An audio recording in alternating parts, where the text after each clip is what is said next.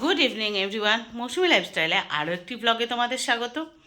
আর সন্ধ্যাবেলা আবার জামা পরে নিয়েছি, এক্সট্রা জামা কাপড় কিছু আনেনি, একটাই এনেছি। ভেবেছিলাম বাড়ি যাব, কিন্তু বাড়ি পরিষ্কার করতে করতে সন্ধে হয়ে গেছে। মোটামুটি ঘরদোর পরিষ্কার, এপাশেও দেখাই, মোটামুটি ঘরদোর পরিষ্কার। এবার যাব একটু হাটের দিকে। এখানে হাট বসে, এটা যেহেতু গ্রাম, এখানে হাট বসে সপ্তাহে 2 দিন, শনিবার আর মঙ্গলবার। হাটের দিকে একটু কিছুই কিনবো না, কারণ হাট করে তো এখানে লাভ নেই আমার। আমি মানে সেই বাজার তো আর বয়ে বয়ে কলকাতায় নিয়ে যাব না, কিন্তু অনেক দিন হাটে যায় না, তার একটা এক্সপোজার দরকার, তাই একটু ঘুরতে যাচ্ছি।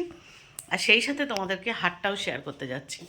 ভাবলাম চলো, তোমরা অনেকেই গ্রামের ব্লগ চেয়েছো, তো ভাবলাম চলো হাটের একটা ব্লগ করি, আর সেটাই তোমাদেরকে প্রেজেন্ট করবো আজকে।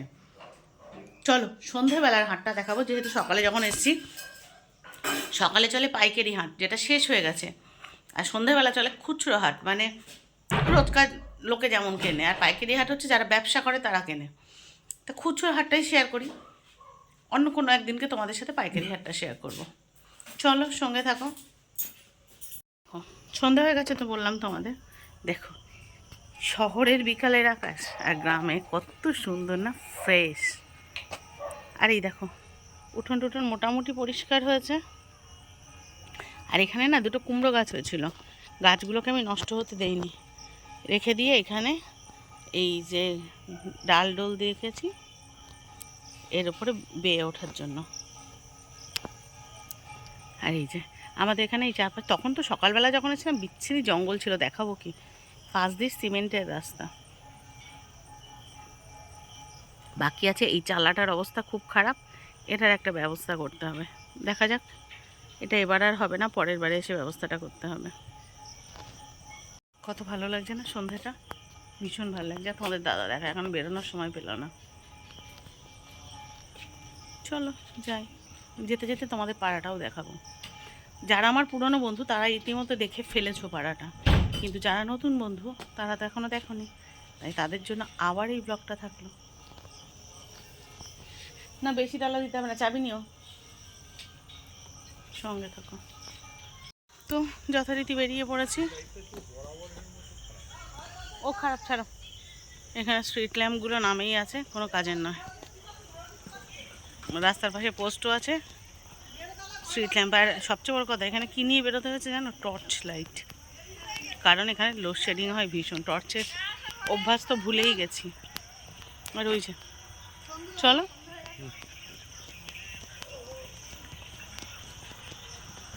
চলো ব্যাক ক্যামেরা করে তোমাদের রাস্তাটা দেখায়। কি সুন্দর লাগছে না রাস্তাটা, দুপাশে বাগান। হ্যাঁ যদিও বলবো এইটা রাস্তাটা আটকানোর জন্য যথেষ্ট, দেখেছো? দেখো দাদাকে বলবে কেন রাস্তাটা আটকে দিয়েছো। চলো ওইদিকে যাই, তারপরে ভালো করে দেখাচ্ছি। এখানে কত বড় বড় গাছ, দিনের বেলা দেখাতে হবে বলো, বোঝা যাচ্ছে? যাকে কাল সকালে দেখাবো। দেখো আলো আধারিতে আরও বেশি সুন্দর দেখা যাচ্ছে। আর এই যে এই তোমাদের দাদাকে ছাড়িয়ে এগোতে হবে, বুঝেছ? নাহলে তোমাদের ঠিক সুন্দর করে দেখাতে পারবো না।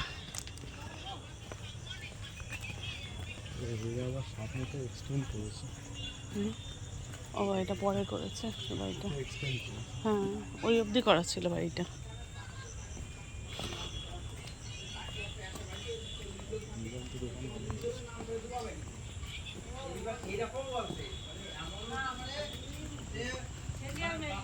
সব বিক্রি হয়ে গেছে পেছনে প্লট করে করে, আগে সব ফাঁকা ছিল, আর এখন সব প্লট করে করে করে করে ওই ভেতরের থেকে ভেতরের জমিও বিক্রি হয়ে গেছে।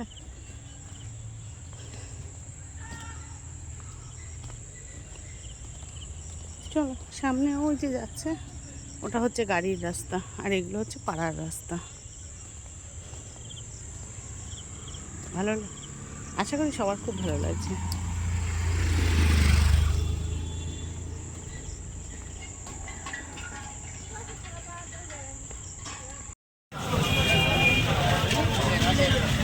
ভালো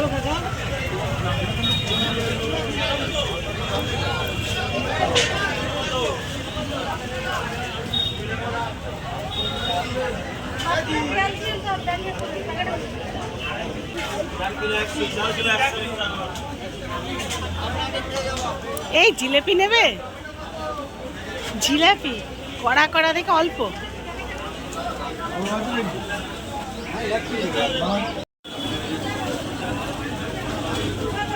একদম কড়া কড়া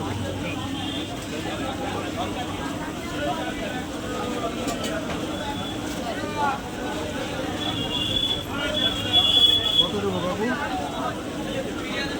20 টাকার করে দিয়ে 150 গ্রাম হয়ে যাবে। যেটা হয়তো বহু বছর বাদে তোমার দোকানে কিনতে তো পারছো না আমার। বাদ দেবে না, বাদ দেবে না।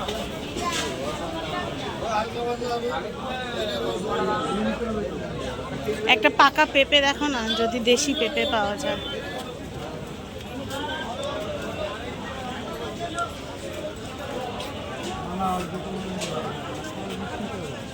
কি নিতে হবে?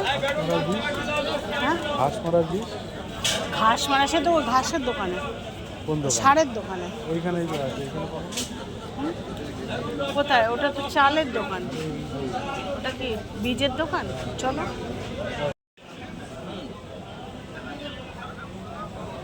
ঘাস মারার বীজ।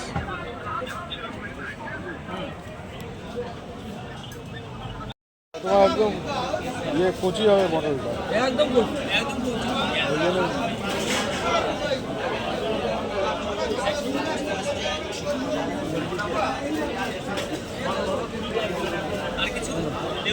লেবু নিয়েছি আর দুটো টাকা 4-5টা কাঁচা লঙ্কা দিলাম। তো গেলাম।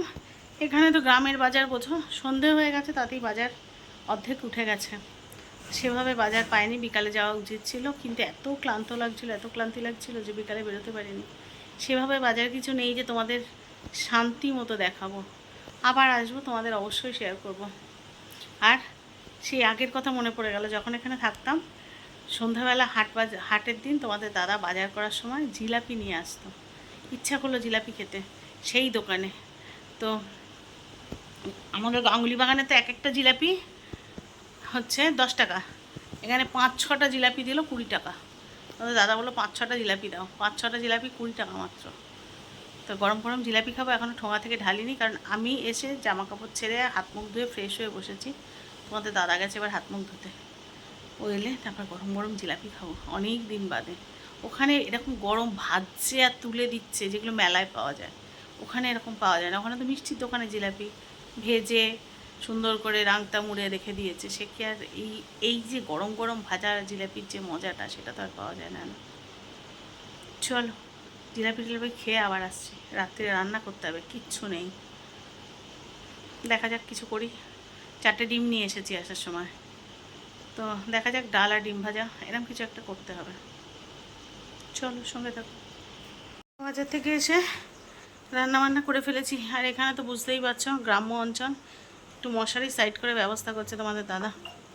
কিন্তু রান্না করার সময় না আমি ক্যামেরা অন করতে পারিনি, কারণ আমি খেয়াল করিনি সারাদিন ভিডিও করেছি বাড়ি পরিষ্কার করার দিকে, যে কখন ক্যামেরা আর কি ফোনের চার্জ কমে গেছে। আমি বাড়ি এসে দেখেছি 11% চার্জ।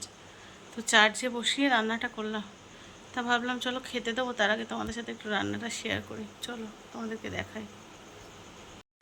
আলু ভাজা, ডিম ভাজা, ডাল।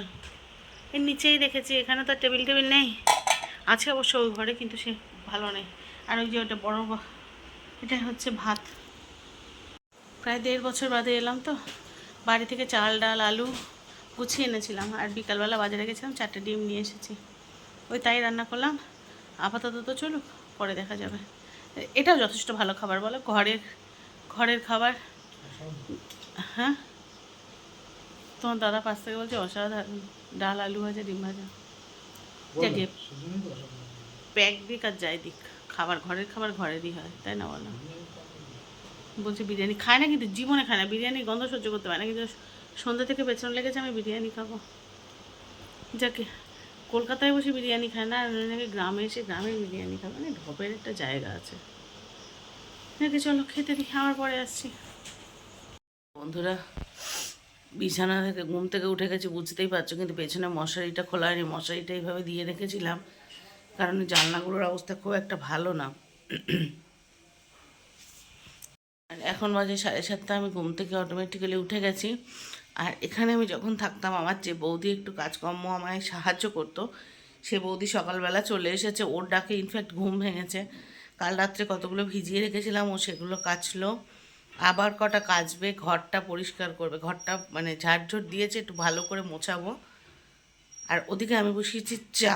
তো চলো, বাড়ি থেকে চা পাতা নিয়ে এসেছিলাম, আর এখানে চিনিও নিয়ে এসেছিলাম। আর তোমাদের দাদা এখান থেকে গুঁড়ো দুধ আনলো, কারণ ওই দিদিরা দুধ ছাড়া চা খেতে পারে না। তো চলো চা করি। আর কাল রাত্রে ভিডিওটা এন্ড করতে ভুলে গেছিলাম। জল তো ফুটে গেছে। আমার এই অনেক পুরনো চায়ের বাটি, এটা এখানে থাকে। ঘরদোর মোছা কমপ্লিট। বৌদি রান্নাঘরের দিকটা মুছছেন, আমি চলে এসেছি চাটা করে।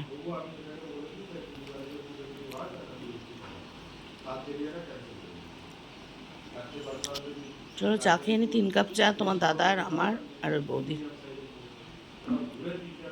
কি যে ফ্রেশ লাগছে এখানে, কি বলবো জানো না। প্রথমত ঘর থেকে কোথাও বেরোই না, হসপিটালের বাইরে কোথাও জীবন নেই। কোথাও ঘুরতে যাব সেরকম পরিস্থিতি না, কারণ খুব স্বাভাবিক হসপিটালে খরচ করে বাইরে ঘুরতে যাওয়ার মতো পরিস্থিতি না। যদি অনেক দিন থেকে বলছি যেন, আজকে প্রায় 6 মাস ইয়ের থেকে, ভেলোর থেকে এসেছি। তো তার 1-2 মাস পরের থেকে বলছি একটুখানি চেঞ্জের জন্য আমার একটু বাইরে যাওয়ার দরকার। আমি আর পারছি না, সেটা তো সম্ভব হচ্ছে না। এটাও তো চেঞ্জ হলো বলো। আমি তোমার দাদাকে বলেছি আমি শুনবো না। আমার সাথে একজন পরিচয় আছে, জ্যোতিকা বলে একজনের, সেও হচ্ছে ডায়ালিসিস নেয় এখানে কাছে, মানে 2টো স্টেশন পড়ে কাছে, মানে তো আমাদের ওখানের মতো এত কাছে হসপিটাল হয় না। সে ওখান থেকে নেয়। সে আজকে অনেক বছর, 6-7 বছর ডায়ালিসিস নিচ্ছে। তাহলে সে যদি এখানে নিয়ে 6-7 বছর সুস্থ থাকতে পারে, তাহলে আমি 1-2 দিন মাঝে মাঝে কেন নেবো না বলো। তোমরা তোমাদের দাদাকে কমেন্ট সেকশানে জানাবে যে আমাকে মাঝে মাঝে যেন এখানে এসে থাকতে দেওয়া হয়। তাহলে আমি ওখান থেকে চিৎকার করছে হবে না। তাহলে আমার একটু চেঞ্জেসেরও দরকার বলো। আর এই যে বিকালবেলা, তোমরা জানো আমি বিকালবেলা এখন একটু আধটু ঘাঁটতে যাই। বলে পেছন পেছন আসবে, সে আসলে আসবে, আমার কি, কিন্তু আমি আসবো। হচ্ছে বলে তাহলে চাকরি ছেড়ে দিতে হবে। তো তুমি থাকো না মেয়েদের নিয়ে ওখানে। এবার যে যেদিন সময় পাবে আসবে, আর আমি ওখানে গিয়ে অশোকনগরে গিয়ে ডায়ালিসিস নিয়ে আসবো। যদি ওখানে হচ্ছে বেডটা কম হচ্ছে, 4টে বেড সে হোকে। আর নার্সিং হোমে তো আমি তো আর ইয়েতে নেবো না, আমি তো আর গভর্নমেন্ট হসপিটালে যাচ্ছি না বলো। যাই হোক, তো সেটা বাড়ি গিয়ে ঝামেলা টামেলা করে ঠিক করতে হবে, বুঝেছো। তো একটু চেঞ্জেস হয়, প্লাস বিকালে যখন একটু হাঁটতে বেরোবো, বাইরে গ্রামের পরিবেশ, নিজেরও একটু ফ্রেশ ফিলিং হবে, প্লাস তোমাদের সুন্দর সুন্দর ভ্লগ দিতে পারবো।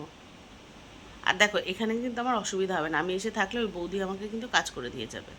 আর আমি একা মানুষ, আমি যে কত খাওয়া দাওয়া করি সেটা তোমরা খুব ভালো করে জানো। অতএব কোনোটাতেই সমস্যা হবে না। ওই বৌদি ভীষণ ভালো, আর দুবেলা এসে আমার সব করে দিয়ে যাবে, আমার কিচ্ছু করতে হবে না।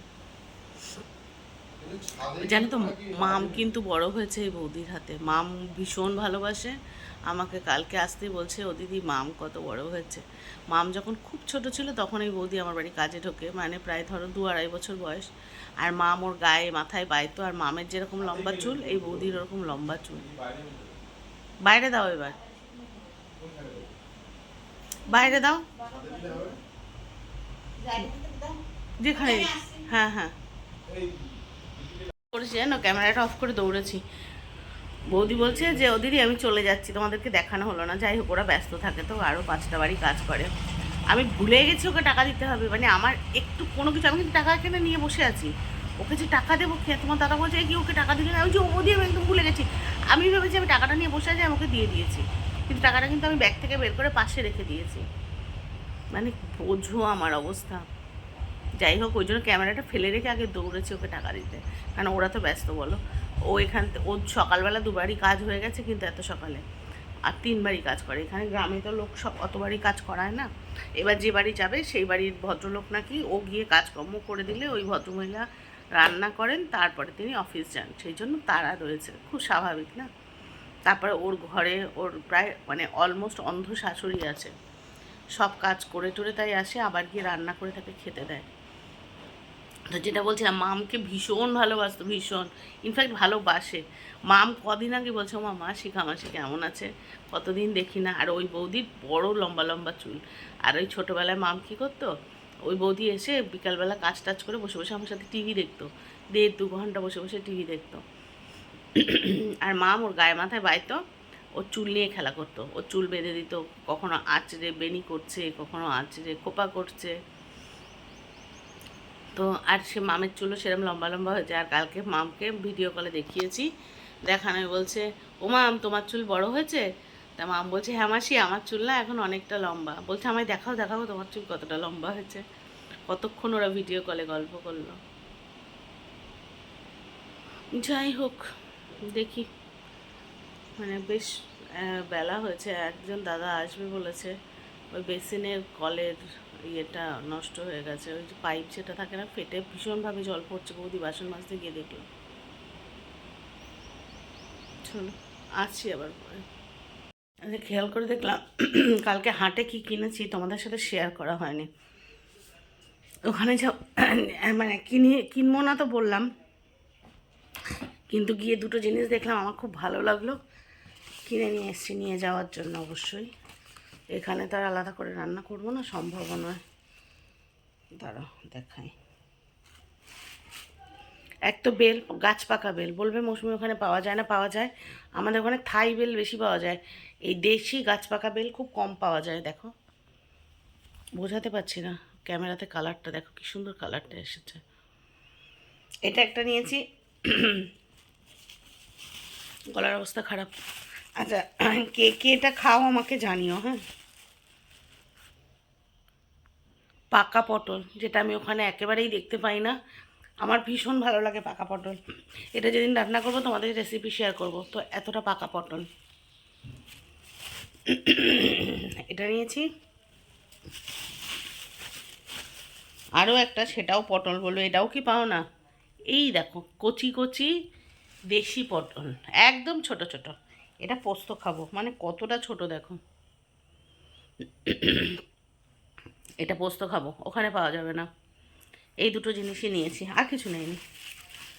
তো এই দুটো জিনিসের জন্যই বলবে তোমরা যে মৌসুমি ওখানে কি এগুলো পাওয়া যায় না। সত্যিই যায় না গো, ওই বড় বড় মোটা মোটা পটল পাওয়া যায়। তো এই কটা জিনিস নিয়েছি, নিয়ে এই দুটো জিনিস আর কি, আর দুটো না, 3টে জিনিস, এগুলো নিয়ে যাব। আর কিচ্ছু হাট থেকে কিনিনি। আচ্ছা, অর্ক জিজ্ঞাসা করেছে, অর্ককে বলি যে আন্টি বাড়িটা তো পরিষ্কার করে ভাড়া দেওয়া যায়। ঠিকই বলেছো, আমি অনেকবার চেষ্টাও করেছিলাম, এখানে ভাড়া সেভাবে পাওয়া যায় না। শহরে যেমন ভাড়াটা খুব ইজিলি অ্যাভেলেবেল, এখানে সেভাবে ভাড়া পাওয়া যায় না।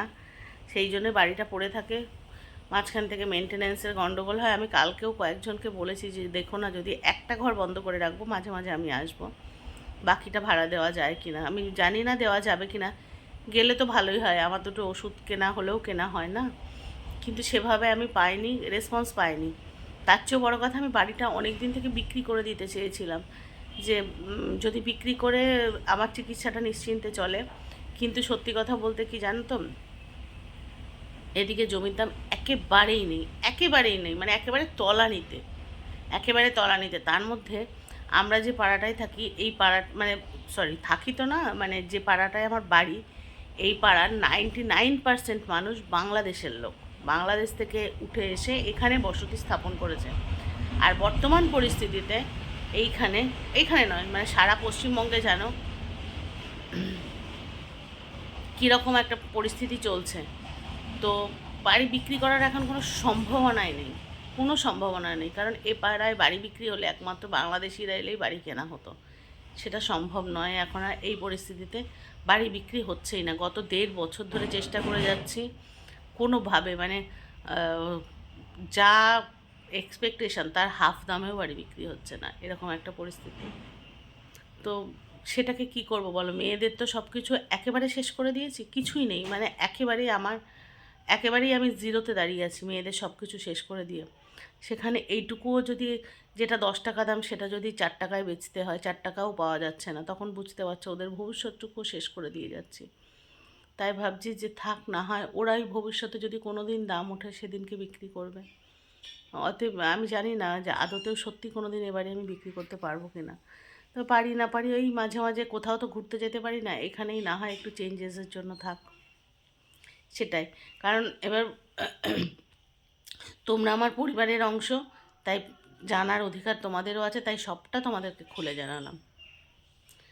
যাই হোক, চলো, এই ব্লগটা বড় হয়ে গেছে। হ্যাঁ, আমি এবার এডিট করব, করে ব্লগটা পোস্ট করব। তো আজকের ব্লগটা এখানেই শেষ করি। সবাই যে যেখানে আছো ভালো থেকো, সুস্থ থেকো। আর যদি নতুন কোনো বন্ধু আমার চ্যানেলে ভিজিট করে দেখো, চ্যানেলটা সাবস্ক্রাইব করে পাশে থেকো প্লিজ। আর ব্লগটা একটুও ভালো লেগে থাকলে লাইক কমেন্ট শেয়ারের পাশাপাশি একটা হাইপ দিতে ভুলো না। এখন কিন্তু হাইপ একেবারেই আসছে না, লাইক কমেন্টসের পরিমাণও কমে গেছে। তো আর শেয়ারিং, ভিউজ কমে গেছে, তোমরা নিজেরাই দেখতে পাচ্ছ। অন্যগুলো তোমরা বুঝতে না, হাইপটা তোমরা বুঝতে না পারলেও লাইক কমেন্ট ভিউজ এগুলো তোমরা দেখতে পাও। তো সেই জন্য রিকোয়েস্ট থাকলো, please like comment share and hype please. দেখা হচ্ছে নতুন ব্লগে, ততক্ষণের জন্য সবাইকে টাটা।